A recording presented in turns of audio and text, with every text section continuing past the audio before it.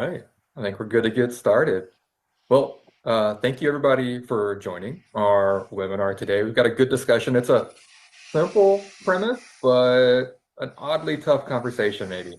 We're going to talk a little bit about when a customer identifies an AI workload, where does it actually belong? Which platform does it actually belong on? We've got three experts on the panel today. Each of them going to be representing a different platform with data, with conviction, maybe a little bit of friendly fire. It'll be fun to see what happens. And they're all going to tell us why their platform is the right answer. And they're not wrong, but they're also not going to be entirely right either. So it'll be a good conversation, but let's do some quick introductions. So first, I'll introduce myself. My name is Travis Runty, and I'm the COO for Lightedge, and I'm just moderating this. I support all the platforms, but we do have three experts that represent different platforms, which they do specialize in. Let's go ahead and hear from the panel. Eileen, Mike, Sean. Let's in that order. If you can both introduce yourself, maybe a brief background on why you're the right person to be here. Sure. Hi, everyone. Eileen Curtin. I'm the director of the Cloud Center of Excellence here at Lightedge. We do managed services, professional services, and all kinds of other support for customers on the public cloud. So, supporting AWS and Azure workloads. Been here with the company for about 8 years, so I've seen all kinds of different types of workloads and different types of environments, all on the public cloud. Hello, everyone. Mike McHenry, principal technologist. I've been with the company over 20 years now, but in the industry over 30. My background, I really started off as an engineer, right? 30 years ago, you kind of did everything. So I've got a lot of hands-on experience in operating these platforms. Nowadays, I'm more on the product and the business development side of things, but a lot of experience in this area.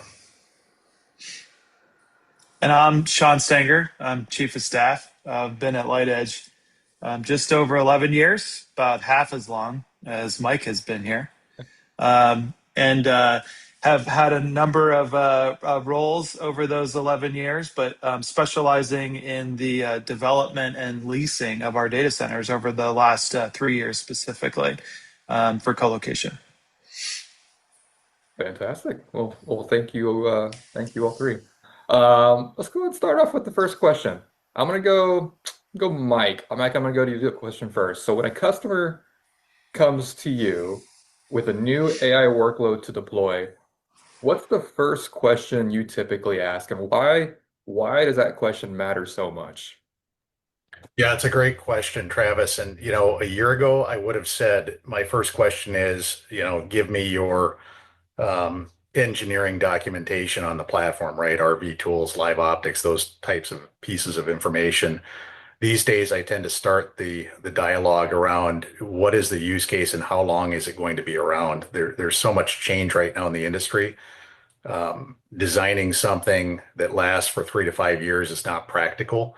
So really understanding the business drivers and the longevity, if the customer even understands that, or if the end users really understand that question, can really impact the platform, the design of the platform, even before any of the engineering questions.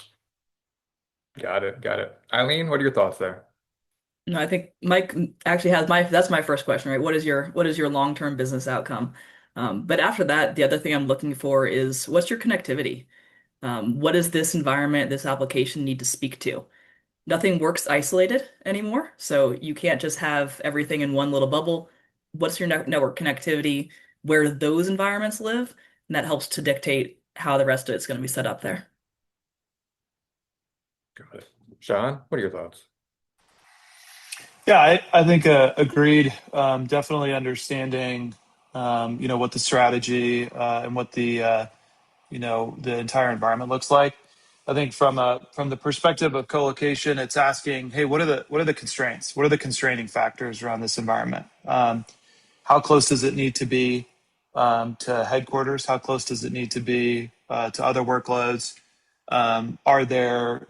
Is there equipment involved that's only partially through its useful or invested life? So understanding up front, hey, what are the immovable objects around this environment, and understanding, that'll dictate what options are on the table in terms of where that environment can move to. Got it. Got it. Okay, so all makes sense. I guess I'll ask another question. This is open to all three of you, whoever wants to take a go at it. But in your experience, which workload category is most commonly misrouted today? Said differently, like where are customers consistently putting AI, or maybe any workload for that matter, but specifically AI in this context, somewhere it fundamentally does not belong. And by the way, I expect this might be the first time we get a little bit of contention. So let's see what we got. I'll take that one first, Travis. I think that question has to be answered again through the lens of when, right? I think what we tend to see are that the workloads often get placed in the wrong paradigm or modality at the wrong time, if that makes sense. Meaning you sometimes see people that have data center footprints or private cloud environments that feel that they need to extend that for AI. And then on the other hand, you sometimes have customers with data sovereignty concerns or large sets of data cost constraints that start in the public cloud, right? And I would suggest that the best routing is probably based on the timing and the need, right? There's certain benefits to each one of those platforms. Placing something that you don't really understand, putting an investment into a data center, a colocation, or a private cloud, for example, early on, it's probably not going to work out well. You're going to find your needs change over time, right? Test those things out early. Use something that's low cost, low risk until you have a business story around it, and then decide what you want to do with it. So I think that misrouting tends to be less of a technical issue nowadays and more of a business issue. The business wants to move fast. People tend to go toward what they have in-house, today. What's the easiest, quickest path to get something deployed? That often is not the right long-term fit.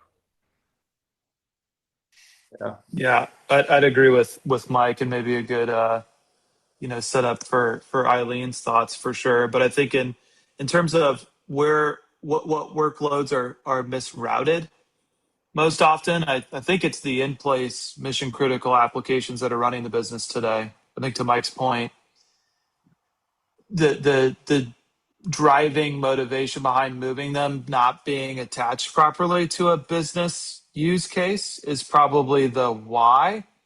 And where are they most often misrouted? Probably to platforms that those legacy applications aren't built for, or not ready for. So that might come off as me telling Eileen, our customers' most important workloads are misrouted to public cloud, right? But I think it's a combination of what Mike is saying, which is there a clear understanding of why these need to be moved, what they're moving for, and is moving them as they are the right way to do that? And how does that impact things like performance, security, things like latency and user access, et cetera? Eileen, Yeah. how does that make you feel, Eileen? No, I mean, I think the biggest ones that I see misrouted today are the workloads that, like Mike said, we don't know if they're going to be around in 3 years, but you've just purchased 3 years of licensing. So now you're locked in on premises to hardware and you're stuck. You don't have anywhere else you can go. You're already paying for it versus coming into something like public cloud, you have a lot more flexibility there. But overall, I would say the most misrouted across the board, AI or otherwise, is going to be the workload where you don't have a team to support it. Mm. If your internal team doesn't know how to support it, if your partner doesn't know how to support it, then you're here with a workload that it works great today, but what happens when something breaks? How do you fix that? How do you build off of it? All of those things. So thinking about the big picture, can you support it? Is it something that can run long term or can change if your business needs change in the future? Yeah, well said, well said. And so if I were to recap what I heard you all say, the question of where a workload belongs always comes down to a conversation that usually doesn't happen, right? It didn't happen in time, at least not early enough in that conversation. And then what happens is the architecture follows the requirements. But you can only have the architecture follow the requirements if you have that conversation early. So it's fair point.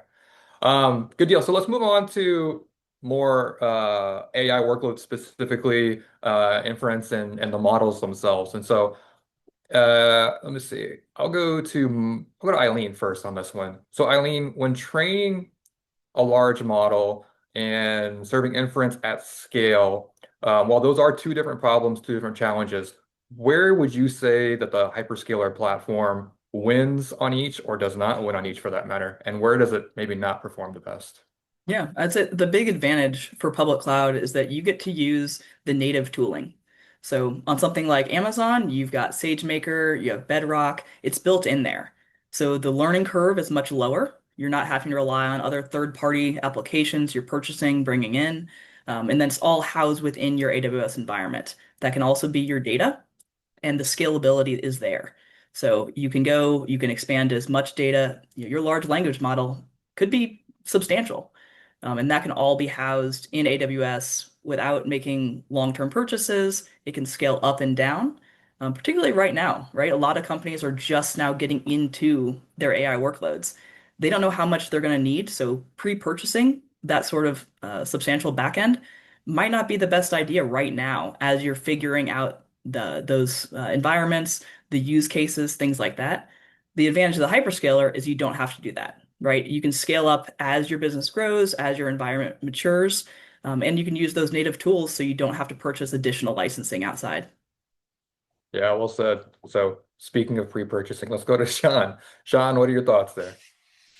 Yeah, it's I think it's a little bit of a hey, asking the kind of questions we talked about with your first question, Travis, on where does colocation win as a strategy. It's when the answer to those questions are hey, we're looking at consistent, stable, long-term use over several years. We're looking for privacy, sovereignty, security, control.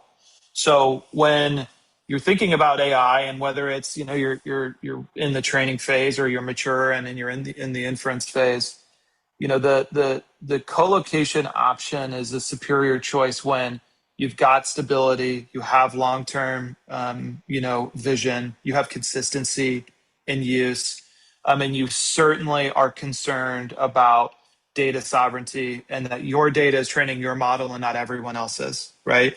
So if your situation is different, and like Eileen alluded to, you have some unpredictability. There's some discovery to do up front. Making a 36 or 60-month GPU investment, probably not the right time to do that, right? But I do think that one, word of caution is that no matter which platform you go to, it sounds like purchasing equipment is the boat anchor that can paint you in, but platforms paint you in as well. So when you go to a platform and you start to use platform native tools, pulling that out of that platform at a later date, don't underestimate the effort and the disruption there, because it's very easy to get locked in. And just like Eileen said, be careful that you buy 36 months worth of licensing if you don't think it's going to be around that long. We'll be really careful using a platform database when you think you might want to use a different database in the future, right? So that lock-in is real. I think it goes back to have your strategy up front. I think you painted it perfectly, Travis, in your recap. Know what you're doing and why you're doing it before you start doing it. Because if you start doing something before you know why you're doing it, no matter what path you go, you're going to end up with some technical debt. Yeah, well said. Mike, over to you. I'm gonna get your thoughts on this. Are you the Goldilocks in this, Mike? I think you might be. I do think Sean hit some of the key considerations, right? Data sovereignty, cost control. Do you want your data going out to somebody else? That's going to become a much bigger issue for customers. When you look at where we're at in the AI adoption curve, we're in the early phases, and a lot of these things are being subsidized right now. When you look at the true cost of these things, running at the scale that people are running them at today, the business discussions completely change, right? You have to start asking and looking at is this worthwhile? So when you think about private cloud, for example, you have a unique hybrid option where you have both the data sovereignty and some of the cost control benefits that Sean mentioned on the co-location side, but you also have the flexibility options that Eileen mentioned on the hyperscaler side. You may not have access to quite as many models, but once you get that use case defined down, you're going to be able to pinpoint it to a private cloud type strategy that still has flexibility, elasticity, right? but then the cost control and the data sovereignty benefits that Sean was mentioning. And I get really excited about the AI workload, Travis, because when you look at some of the thought leaders in this space, Broadcom, for example, I think last night I read on the news they're off, signing multi-billion-dollar deals, creating their own chipsets now to kind of compete with NVIDIA, right? So I know you see a lot of news and you kind of look at these things in a microcosm of what is going on with Broadcom and VMware and things like that. But when you look at their overall strategy, it's extremely exciting and interesting because what they're trying to create is an ecosystem for these next gen workloads. And I do think a lot of customers are probably moving too fast away from private cloud. And when I say private cloud, I include things like edge cloud, right? So when you think about inferencing at the edge, retailers, manufacturers, those types of workload that have to sit next to the data, you start to get a pretty compelling story for these private cloud technologies like VMware that can sit out, close to where the data is, make sense of it, and then send it back to some of these other platforms, right? So I think you're going to see a resurgence of private cloud where a lot of people have been moving away from that. You're going to see a lot of that coming back with some of these next gen workloads. Yeah, I think that's really, really well said. But you touched on something there as well. Everyone's chasing GPU capacity. Whoever wants to take first at this, but how does your respective platform handle that demand? And what does it actually cost the customer when things scale up, if they do scale? Yeah, I'll go for that. I think this is where the hyperscaler Eileen shines. was ready for this Yeah. one. I Yeah. mean, this is where you don't have to wait for that capacity. That's one of the things we're seeing across the industry in on private cloud, on-premises workloads, where there isn't capacity, and that capacity is in very high demand when it is available. With the public cloud, that GPU accessibility is essentially limitless.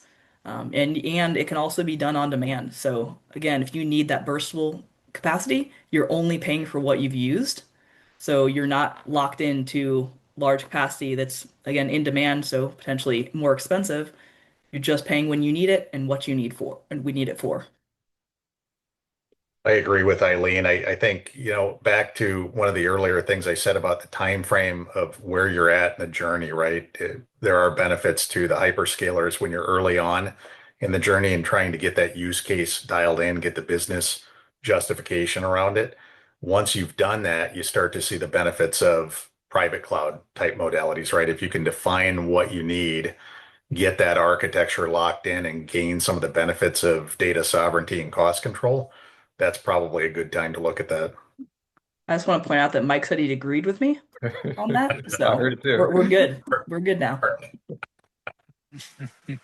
Yeah, I think you're both right. I think the idea of owning your own and co-locating it is something that seems at odds with scale, and it definitely is, right? I think that again, in the right circumstances where sovereignty, privacy, security are paramount, but also it's probably where your other workloads already are, and that's where your data is. And I think a lot of times people forget that the most important part of your AI strategy is good data, and depending on how latency and performance, we'll see how that unfolds over the coming months and years. But close connectivity to that data. So I think at the end of the day, if you have a really good, firmed up, consistent use case, being able to deploy that right next to your data, east-west of your data, solves a lot of complexity around interconnectivity, security across attack surface, all that. But don't think, though, that because you're going with a co-location centric strategy, it doesn't mean you don't have access to scale. Your co-location provider, in the case, let's say it's Lightedge, has access to GPU as a service providers in the data center. They're a cross connect away from the data center that you're in. Let's assume a lot of other co-location facilities do as well. So there are partners for that kind of access to GPU scale that are in the same data center that your data is in. But again, it's for really specific use cases around sovereignty, security, latency, performance. Co-location doesn't have to be viewed as you just got to buy it yourself and do it all. Your local data center provider probably has some GPU as a service providers in that data center. that can give you a lot of the scalability and feature set that the public cloud can give you. But again, inside the data center, more of an east-west type feel. Yeah, yeah. Well said. It's interesting. The competitive nature on procuring that equipment's created a interesting mindset. Someone was saying recently, chasing GPU access is a procurement challenge, right? Like it's not, it feels like a strategy, but procuring GPUs is not a strategy. It's a line item. The actual strategy is the architecture and the workloads that are existing within there. And I thought that was really, really interesting. But another thing that I also heard, and it made me laugh a little bit, and it's a GPU in the wrong location is just an expensive heater, uh, which is really, really true. But anyway, speaking of locations, Sean, you were really hinting at this, the data gravity and the proximity. Let's get into the Mhm. latency elements, the data gravity, specific proximity. And I'll go to you first on this one, Sean. But when the workload is latency sensitive and the data is heavy, give us a scenario where your platform, Colo, is clearly the right answer, but also make sure you give me an answer and say where it's not the right answer. And which other two platforms would you hand that off to? Yeah, definitely. I think, look, this is the simplest platform, in the discussion right now. So it's a pretty straightforward response. I think if your mission critical applications and your data are in the data center, um, you know, again, that could be latency, or it could just be overall concerns around security and control. Um, those use cases make it easy to say, like, we should be deploying GPUs right next to our equipment. Um, but again, it's not the right answer when you don't know the long-term vision. It's not the right answer when you don't know what workloads can remain CPU versus GPU centric. I think we're going to see a lot of that evolve over time. It's a race to GPU control because there's constraint, right, in the market. But at the end of the day, not every workload here is going to have to require the horsepower that comes with GPU. You're going to see more diversification. So when you know what you know, when there is a consistent and you know the use case and you know the long-term investment is viable, if there's latency sensitivity for inference, let's say, if there's concerns around security of the attack surface or there's concerns around just controlling your own data, the right answer is there. Because the idea of having to solve your latency concerns by moving everything to where your LLM is, it's probably a lot more risk, probably a lot more investment, right? But in the situations where you don't know that, it doesn't make sense to make a long-term investment. Look, the strategy should be don't paint yourself into a corner, no matter what option we're talking about here. Yeah, but you didn't name a secondary platform, Sean. Which secondary platform would you go to? If you're making me pick, I think the one that's right inside that same data center, but maybe it looks a little bit private. I Right. look at the end of the day, it's all around what the business strategy and the constraints are. What are the immovable objects? If it's a privacy security concern, um, then I think that you're looking at either colocation or private cloud. Hopefully, private cloud or GPU as a service clouds that are in that same data center. But when those constraints fall off and you're looking for the fastest, easiest way to get started, the most cost efficient for something that only runs a couple of times a day and not all day, every day, it's got public cloud written all over it, right? Yeah, fair, fair. Eileen, what are your thoughts there? Don't forget, you have to say why and why not, or what the secondary one is, rather. Yeah, I mean, I think one of the things that is overlooked a lot of time in the public cloud is that it can be built to regulatory compliant environment structures, including with things like Bedrock, things like SageMaker, Azure Machine Learning. All of those have been certified compliant by SOC, GDPR, HIPAA. All of those have been certified against those services. So there are compliant workloads that can work in the public cloud with that scalability, all of those things. They also can connect back to on premises. I think there are, to Sean's point, right? There are cases where you need that extremely low latency connection. Obviously, that needs to happen sometimes. But with the scale of the public cloud, we have data centers across the world. So if you have a workload in Virginia, but you also have a workload in San Jose, you can have those connected to the public cloud, have them working in low latency, have a disaster recovery set up essentially anywhere you want in the world.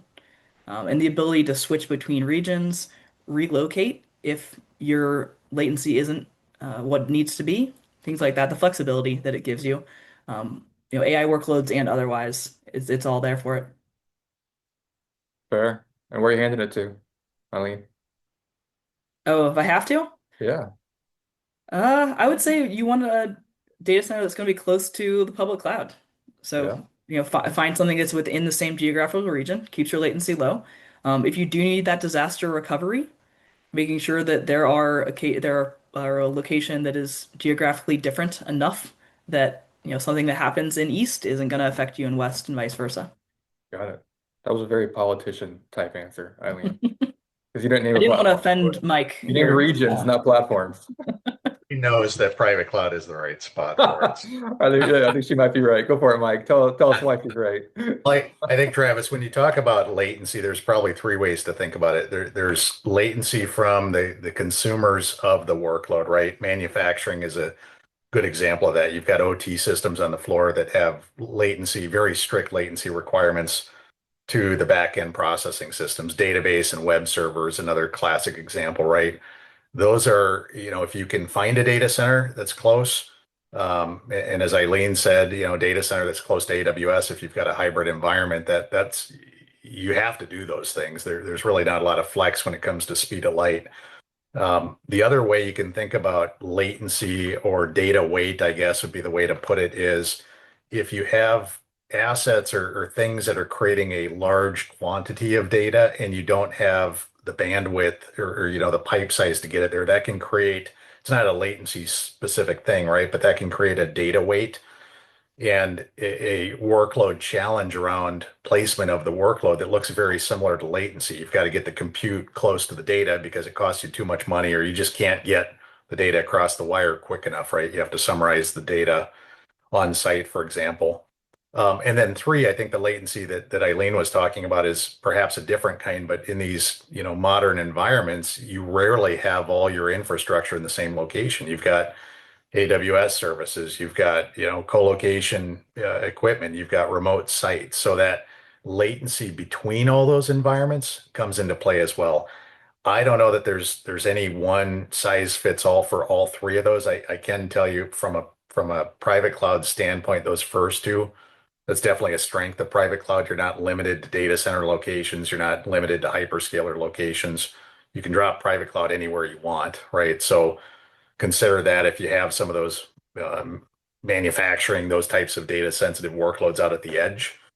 In the core, you're looking more for partners that have good connectivity, that have good proximity to those other services. And you're probably also evaluating what you can do with those services to either move them or get them to a point where they're more tolerant of those kinds of things. Because, at scale, you really don't want to, as a business, be constrained to, well, I have to put all my stuff on the East Coast because it all has latency sensitivities, right? I know that's not always as easy to solve as it sounds, but we see a lot of customers that are really challenged by things like disaster recovery because their underlying architecture that they've built over the decades is so sensitive that they have to put this stuff in the same metro region. There's a lot of customers that struggle with that. But you've got obvious operational issues with that, right? So when you think latency, I'd say think to the edge, think within the environment, and then think size of data. Those three things can kind of govern the workload. Yeah, fair. And what's the secondary platform? I know you said a lot there, and I agree with everything you said, but what's the secondary platform? Another private cloud. Another private. All right, fair enough, fair enough. What I heard there, just to recap what the three of you said, is, David, data gravity is the real force. It doesn't really care about your architecture diagram, doesn't really care about which vendor or platform you're using. Data accumulates where it's created, and moving it and managing it, it costs time, money, effort. It can be done wrong, it can be quite exhausting and distracting. And then, of course, there's the compliance element, which is a good segue to our next section where let's double click into both compliance and sovereignty. Eileen, I'm going to go to you first on this one because this is an interesting one. Probably the most commonly discussed piece on the hyperscaler is which platform gives a regulated customer the cleanest path to, let's say, yes, checkbox, right, with their auditors? And what's the hidden compliance cost that maybe the other two aren't talking about? Yeah, so AWS and Azure have very similar offerings around compliance. If architected correctly, most common types of compliance can be hit on the public cloud. And the strength there is that you're relying on that shared responsibility model. So the actual compliance of the physical data center, the access, all of those pieces is handled by the provider. So AWS and Azure, they get their data centers audited, all of those things, so that they are taking on that responsibility that's not their customer's responsibility to handle. So in many ways, that helps quite a bit for the customer to go ahead and go through their audit. Their checkbox has already been completed by Amazon. The challenge there is that as the customer, you have to configure your environment correctly to meet those requirements on your side. So, thinking about something like data sovereignty. If we're looking at GDPR and that data needs to live in Europe, don't accidentally build something in US East, right? It's very easy for an engineer who got over enthusiastic, not having the right controls in place for that data to accidentally go somewhere that it shouldn't be. So it's really that challenge of the management, which if you aren't ready for it, can definitely cause some issues. Yeah, so it's easy to get it right, but it's easy to get it wrong too if you don't know what you're Yeah, doing. Yeah. absolutely. Mike, what are your thoughts there?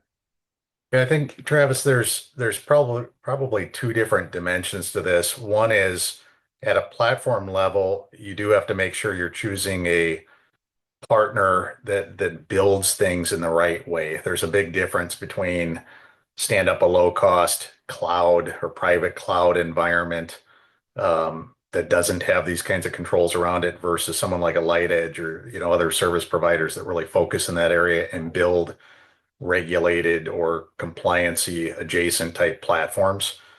But once that's in place, I would say the second dimension that's probably more important is the who is managing it, right? When you think about um, how it's built, the capabilities of how it's built, those things can be kind of brought to a similar level, but the who manages it and how can you allocate risk at a business level to a partner versus keeping it in-house, I think there's a big difference there, right? Between both the private cloud and well, I think just private cloud, right? The hyperscaler modality, you've got some risk with the hyperscaler. You're probably not going to go toe to toe with them from a regulation standpoint. You're going to get what you get.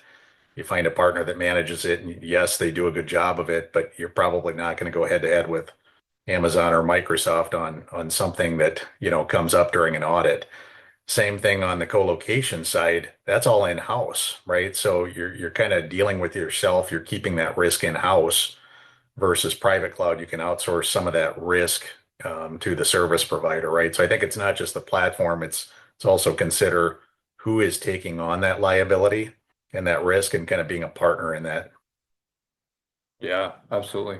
Sean, what are your thoughts on that? Not only, the platform, but, the costs and considerations and expertise that come along with that. Yeah. Yeah, it's I think Mike and Eileen are both spot on in terms of, you know, what what kind of compliance maturity you can get from a service provider. But I don't know that that's something that you just take with, on blind faith, right? Like understand the difference between getting through an external audit with a policy doesn't mean I'm doing what the policy says, right? So it's the problem that folks have had with SaaS vendors for a while. It's like, well, they're saying they're doing backups. They're saying they've got a DR plan, but do they? Right? They may have a policy. It doesn't mean that they're doing it. It doesn't mean they're ready to do it. And so it's not just be cautious of a rubber stamp situation. Okay. But that said, in a situation where you have to control the compliance aspect, they're absolutely right. Now you have to do it. And do you have the team to do it? Do you have the process maturity to do it? And, the costs that come with that. What I will say is I think everyone listening should be weighing the cost of maintaining your own kind of security and compliance frameworks over the cost of data leakage. For years, we've been talking about data as an asset and what an outage costs and what a data loss costs. It's never been more important than right now, because the difference between a competitive advantage in your LLM and an off-the-shelf LLM is your data and the data that trains it. So we spend a lot of time talking about what the LLM can do and what agents can do. And the reality is they're really, really good or really, really bad based on how good your data and the data you feed it is. But that also means that that becomes your IP as a business. That becomes the thing that if your data is training your competitors' LLMs, you're losing your competitive advantage. So that may not matter to everybody, and not every single data set in a business matters or is unique or valuable, right? But I think that, yes, the compliance effort in a colocation DIY model is much more expensive. It's much more on you than the provider. And we assume the provider's doing a really good job with the stuff they're saying they're doing. But don't think about the cost of, I have to do it myself to get my PCI compliance versus, Lightedge or AWS. It's more, when I give that vendor my data to get that ease of attestation for PCI, what risk am I taking by having a lack of data sovereignty in that hosting decision? Very well said, John. I'm gonna tell you what I heard, right? So what I heard you say is sovereignty and compliance aren't constraints that live only in a legal document, right? They live in the infrastructure, in the architecture, where that data exists, where it physically sits, who can touch it, which jurisdiction governs it, and to Sean's point, getting that wrong, there's no amount of budget that will fix that. And so it's worth the conversation. But speaking of budget, let's move on to round five, the economics of the platforms. And Sean, I'm going to lead with you on this one. So each platform has, a distinct cost structure. When does each model actually break in the customer's favor? Like, what's that tipping point for each of for your platform specifically? And maybe when does it not work? Yeah, I mean, look, this is a colocation's a sizable investment, right? The lease for space and power is the smallest component of the AI within the colocation platform. The investment's in hardware, it's in GPUs, CPUs, and it's the investment in labor to manage it. So it can be more cost effective as a model when the workload is consistently used and is predictable and has the kind of runway we're talking about, which I'll admit is challenging. It feels like this stuff's changing every couple of months, right? I mean, we thought change was fast before. This pace of change is bananas, right? But if you're looking at something where you can say, hey, we've done the diligence, we've thought through this, we have the business and strategy alignment, and we know that this is a really viable 36-month type capital investment in the equipment, I would be willing to bet that when it all shakes out, you're going to be cost effective in that model, especially for businesses that have preferential treatment for capital expense. If it is a bursty workload, if there is some inconsistency, if there is some, we don't know yet, there are things to be discovered. I don't have 15 infrastructure folks on my team. It's going to be a challenging economic use case for colocation. Yeah, fair enough. Mike, how about you?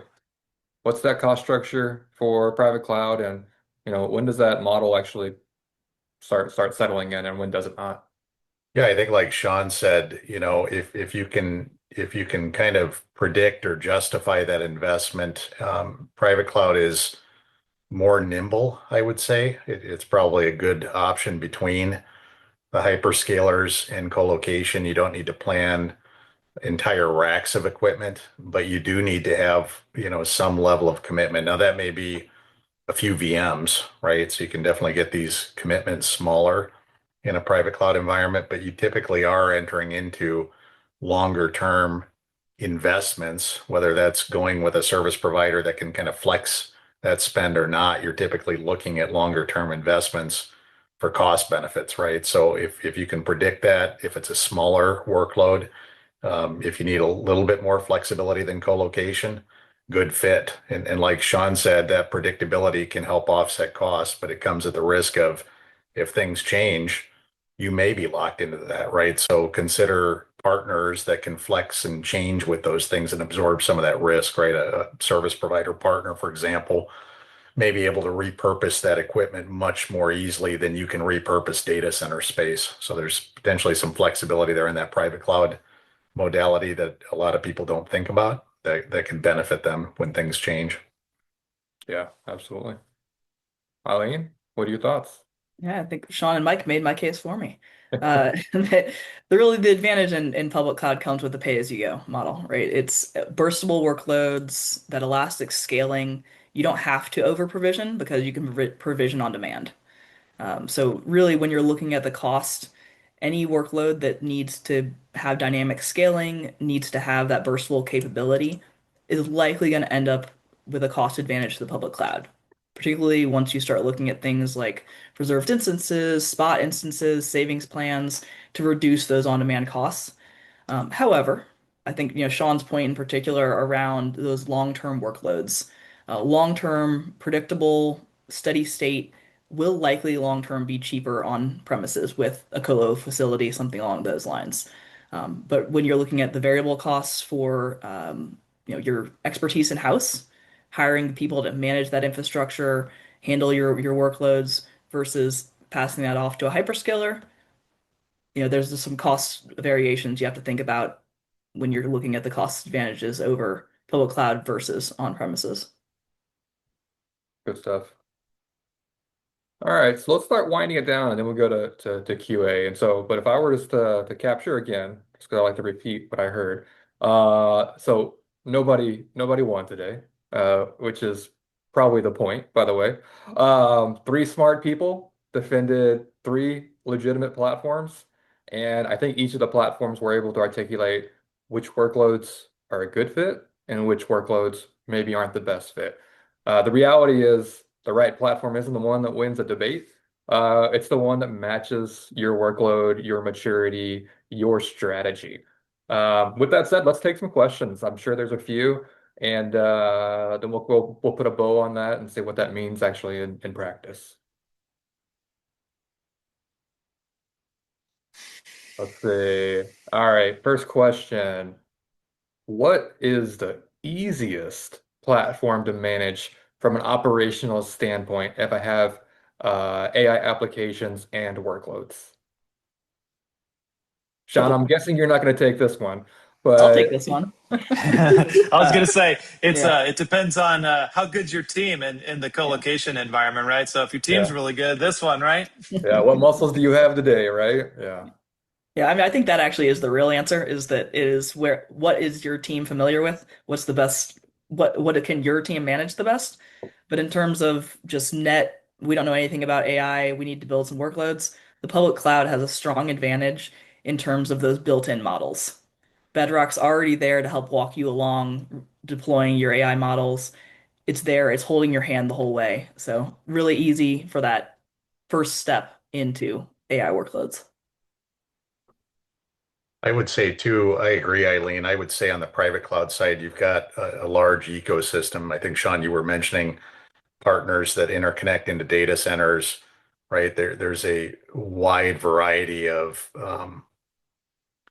point solution providers or AI focused solution providers that can also come along and help with that journey, right? Deliver something that looks like a private cloud type solution, bring some white glove services. So I think you're right, Eileen. The key is what capabilities does your team have? I think there's so many things to consider when you look at AI. It's not just the data operations or the infrastructure operations. It's also governance, right? It's legal, it's other considerations in the business all have to be working together, right? So look at what your company is good at, consider what your company is not good at, and potentially consider partners that bolster your capabilities in those areas that you're potentially deficient. Maybe they're not even technology issues.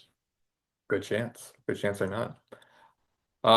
Next question, and this is a really great question because each platform has a shared element, and the question is, what does a shared responsibility model actually look like for each of these platforms?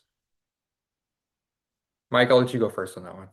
Yeah, I can take that. When you think about these things at the highest level, we tend to think about responsibilities as starting down low at like, let's say the infrastructure, the physical level. You've got facilities, you've got servers, network switching, things like that. At the top, you've got data, and that typically is owned by the customer.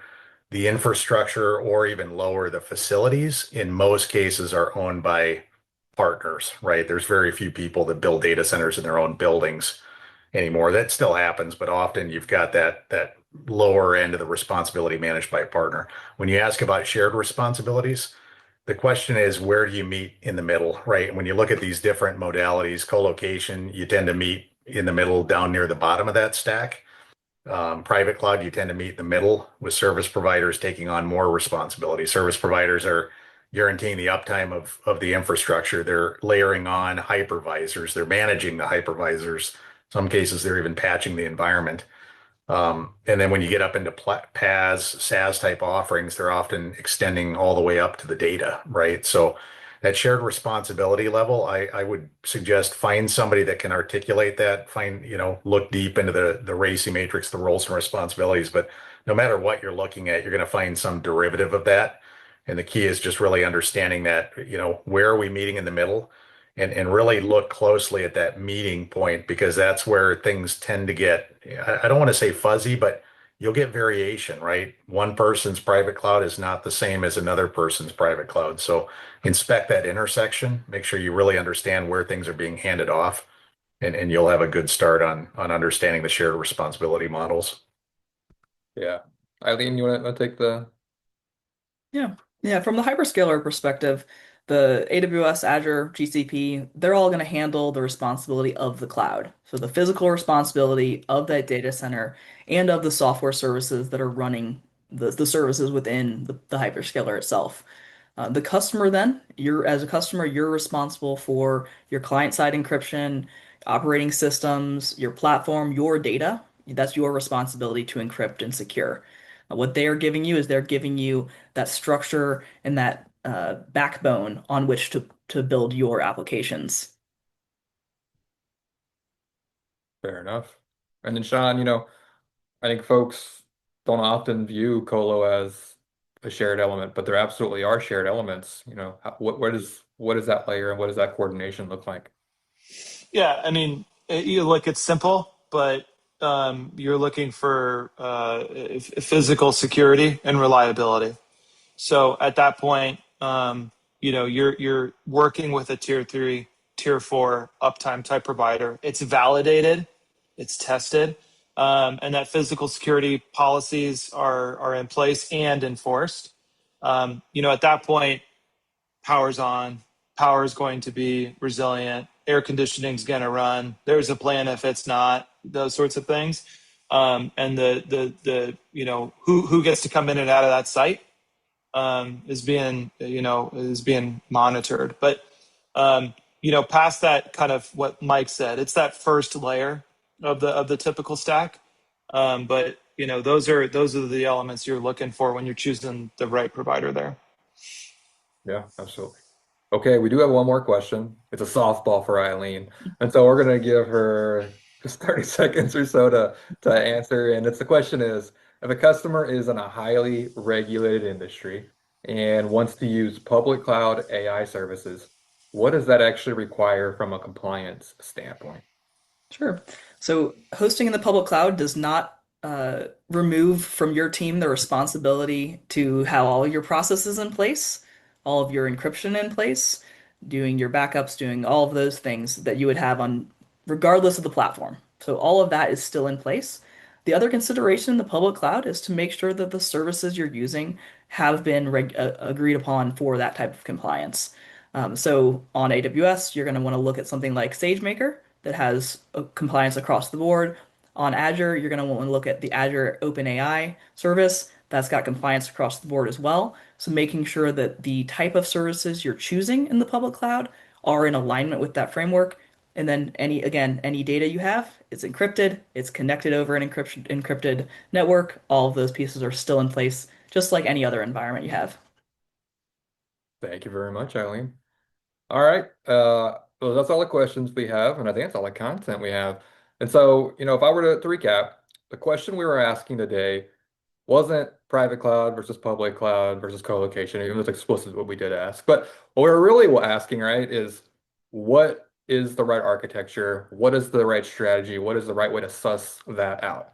The answer, as you've probably figured out by now, and you're probably used to hearing, is it depends, which is a great answer, by the way. It depends on whether you're training a model or serving inference, right? It depends on how latency sensitive your application is, how heavy your data is, what your compliance posture is, what your data sovereignty needs are, what business constraints you have, your cost model. There's a lot of considerations. And reality is most AI environments don't live in one place, right? They're hybrid either by necessity or more intentionally and more increasingly hybrid by design, which is fantastic. Reality is the right architecture for your AI workload does exist. It just takes the right questions, the right discovery, the right partner, perhaps, to help you identify what that path forward is. So with that, I want to thank everybody for joining us. Thank you, Eileen, Mike, Sean, for sharing your expertise. And I won't call it a clean sweep, but it was a good conversation. Yep. Thanks, everybody. Thanks all. So.